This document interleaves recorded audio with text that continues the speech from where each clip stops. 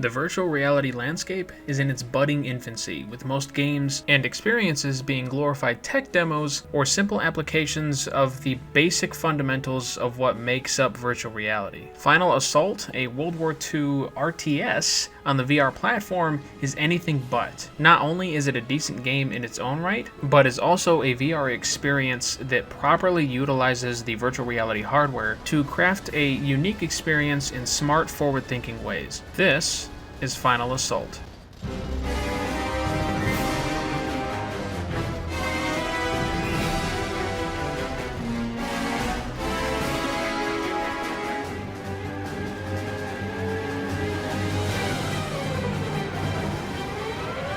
When it comes to making games for VR, there's a lot of the unknown that a lot of developers still need to explore. Now, a lot of this is still experimental. A lot of developers need to really just push the edges of what they think may be capable in a VR game. One of those unknowns is the real-time strategy genre. This is where Final Assault shines, and that is because of the gameplay, which is what we're talking about right now.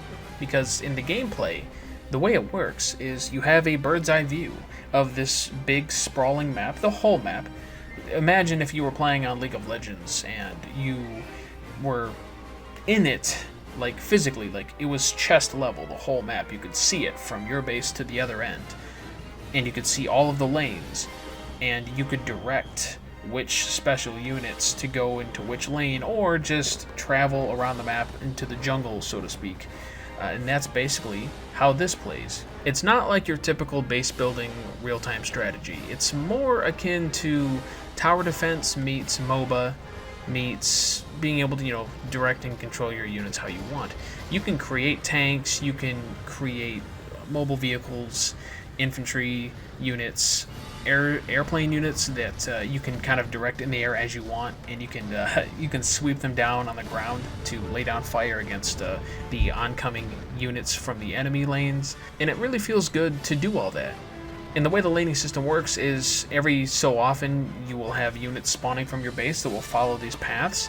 And if you want to have, say, a tank follow your units, you can just take a tank off of the board in your hand and place it onto the laning path, and it'll just follow that path naturally and progress as it kills. Or you could take a more directive approach and direct it around the map in between the lanes and work on flanking and multitasking. And there is a lot of automation in your units too. You really don't have to watch your lanes as long as they are being sufficiently supplied with units and aren't being pushed back to your base.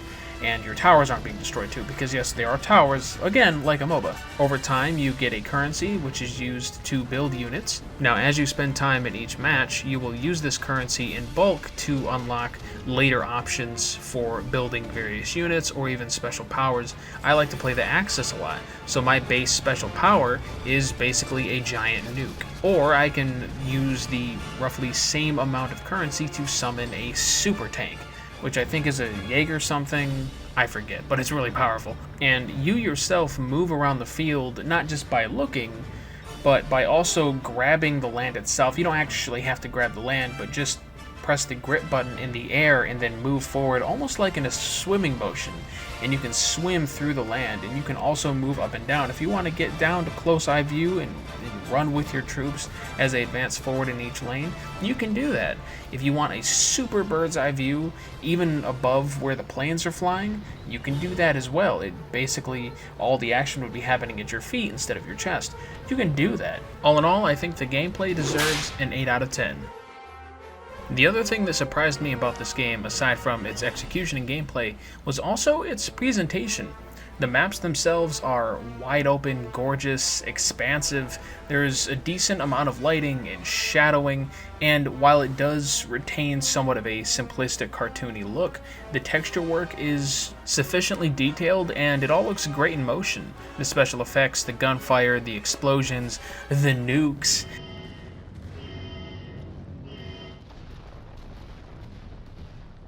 It all looks really nice, and I have to say on the performance front as well, that the game runs pretty great for me. I just had to make sure to turn anti-aliasing all the way down, and with the game at 150% super sampling at the highest settings with no AA, it was running great even while recording. But even then, the gameplay is slow enough and indirect enough that you don't really need the full 90 frames to do what you need to do in order to play the game efficiently. And while I didn't really notice any interesting weather effects, the different maps with the different locales, they all stood out individually and left a positive impression on me. So with that said, I'm going to give the presentation a 9 out of 10. Quick side note, I also did like the audio, the explosions and different sound effects, and its 3D binaural audio. It plays really great if you're using a pair of headphones, depending on your headset, or even just the built-in headphones, again, depending on what you're using. The only real downside to the audio itself was the music soundtrack. It wasn't as impactful or profound as something that you would hear out of Company of Heroes, but the soundtrack does this job well enough. So what does Final Assault offer in terms of game modes, depth, and replayability? Well, it has single player and multiplayer. And as far as the single player goes, you can go straight into a skirmish as one of, I believe, 8 different commanders, and each commander has their own special units, which is cool. So 4 on the Axis, 4 on the Allied side. So if you don't want to do a straight skirmish against bots, you can go into the multiplayer, you can host your own lobbies, you can do matchmaking where you're put up against a random opponent. And then there's also a campaign/story mode, and the way it works is a little confusing at first.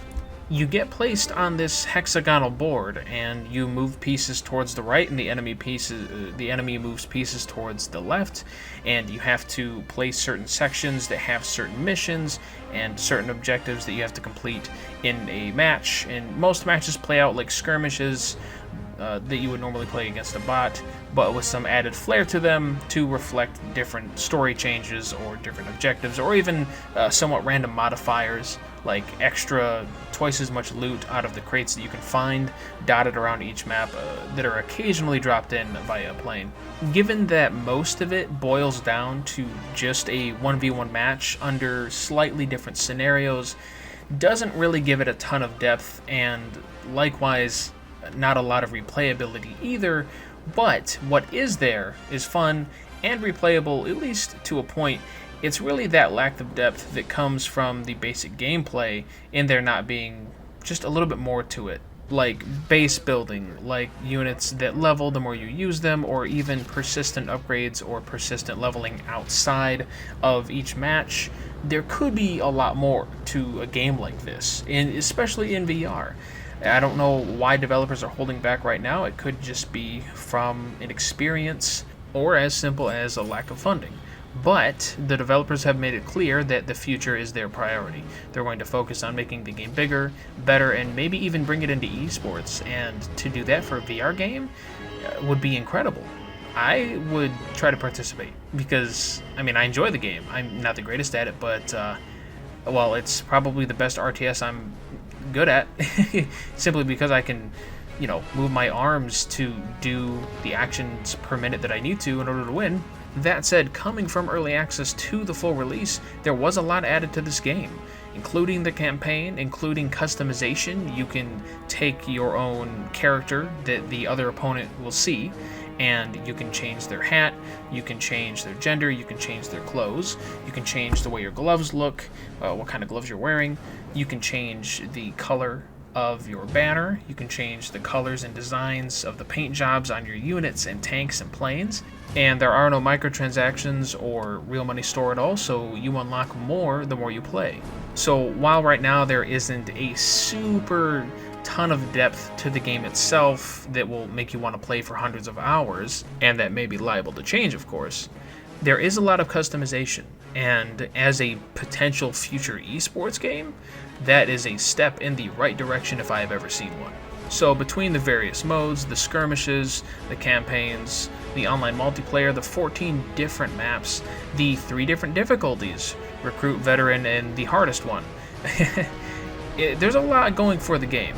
And while I would like to see some more depth and persistence thrown in and out of matches, I still can't help but give the depth of this game an 8 out of 10. I gotta say, overall, I really like what Final Assault is trying to do, and what it does well already, it should be applauded, because this hasn't been done before in the VR space. It's kind of like Orbis VR and what they're doing for VR MMOs. It's the first of its kind, And I can't wait to see how this game evolves and how developers of other games take some of the successful ideas from this game and create competition and create even better titles or different titles. It's all really exciting to see this kind of new innovation and emergent gameplay naturally evolve in this budding industry. Boy, was that sentence full of buzzwords. But I digress. Final Assault is a really fun time, and it gets my VR stamp of approval. If you made it this far, thank you for watching. I would appreciate a like if you're willing to give one, and subscribe for more VR reviews like this. Until next time.